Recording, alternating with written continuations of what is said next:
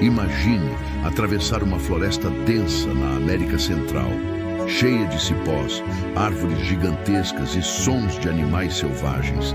De repente, no meio desse matagal, surgem estruturas colossais, pirâmides, templos e palácios, todos cobertos por séculos de vegetação. Parece um cenário de filme de aventura, mas isso aconteceu de verdade.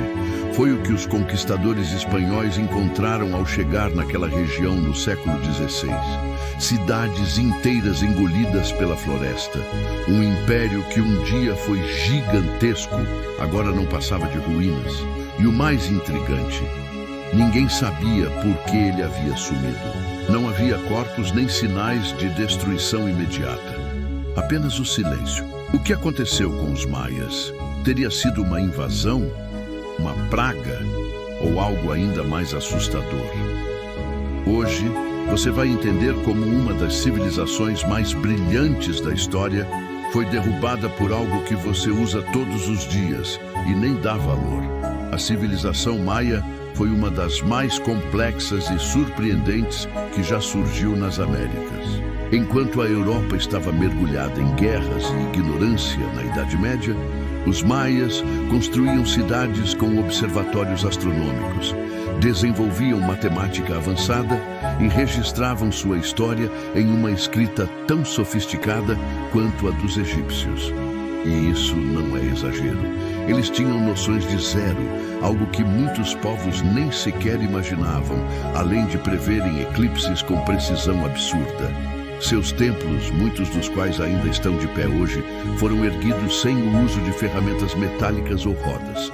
Só isso já seria o suficiente para colocar os maias no pódio das civilizações antigas.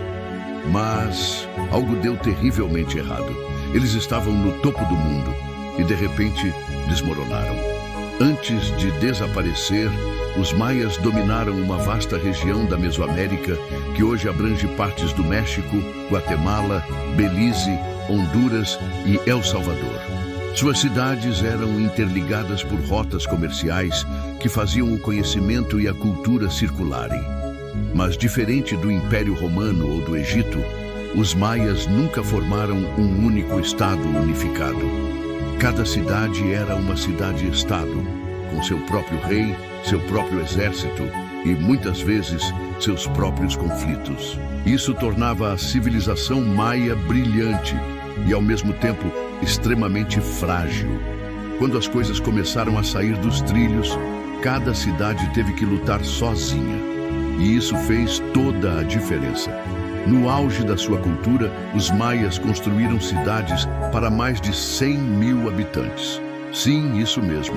Em uma época em que muitas regiões do mundo ainda viviam em pequenas aldeias, os maias já tinham centros urbanos, com palácios, campos de jogo de bola ritualísticos e templos dedicados aos seus muitos deuses. Eles acreditavam que o sangue era o combustível do cosmos, e por isso sacrifícios humanos eram comuns.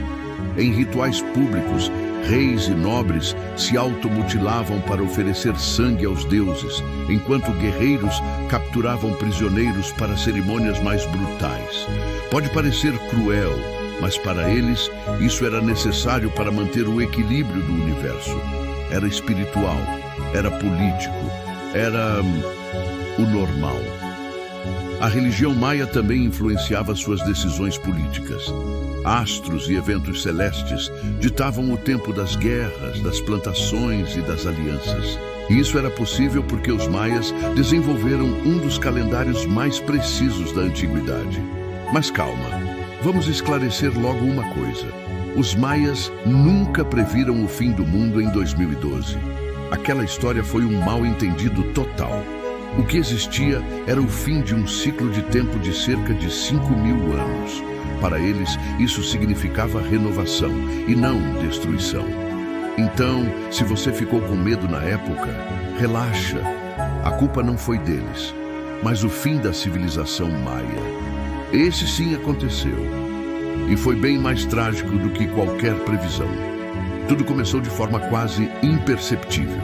Por volta do século IX, algumas cidades começaram a ser abandonadas. No começo, ninguém entendeu o motivo, mas escavações modernas e estudos de sedimentos revelaram a verdade.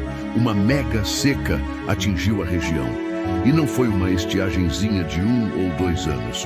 Foram décadas com chuvas, até 70% abaixo do normal.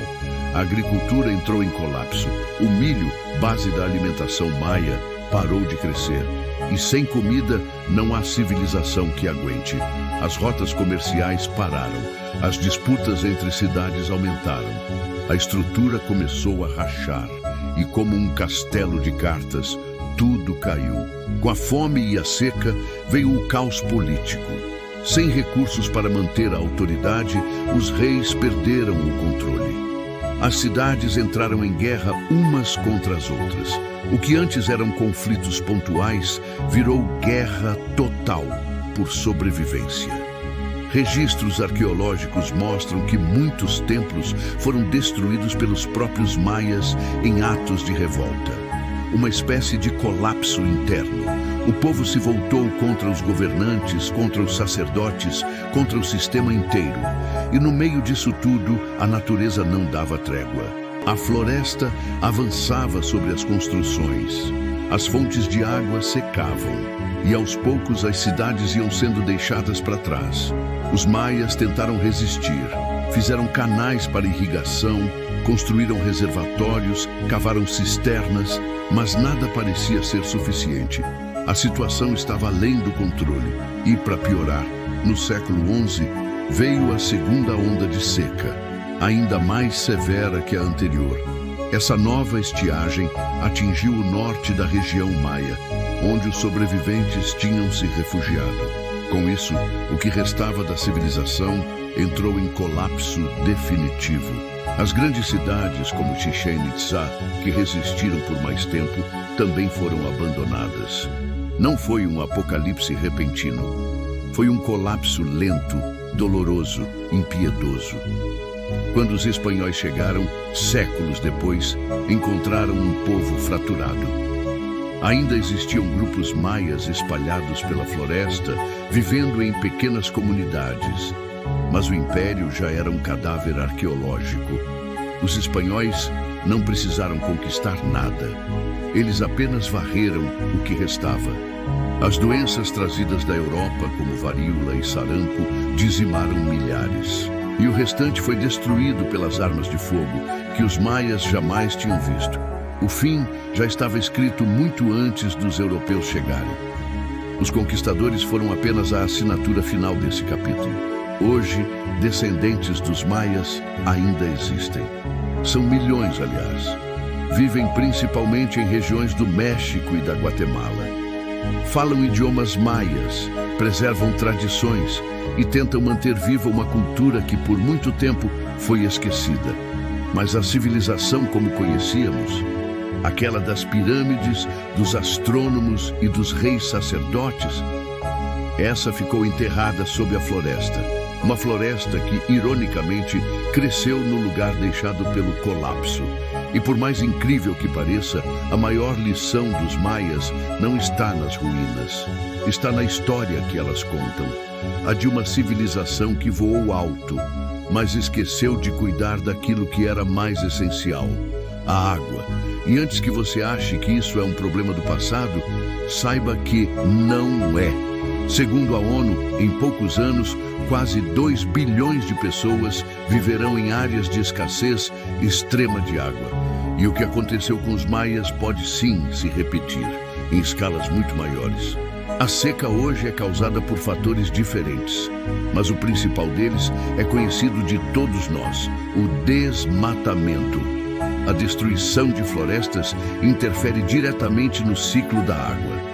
E é exatamente o que está acontecendo agora, em ritmo acelerado. Quando uma floresta é destruída, a capacidade de retenção de umidade do solo desaparece. As chuvas somem, os rios secam, o clima enlouquece. E a agricultura, que ainda é a base da nossa sobrevivência, começa a falhar. É um efeito dominó. Os maias viveram isso, nós estamos revivendo. Existem soluções? Sim. mas todas passam por uma palavrinha que muita gente ainda ignora: consciência. Não adianta apenas fechar a torneira enquanto escova os dentes. É importante, claro, mas precisamos de mais.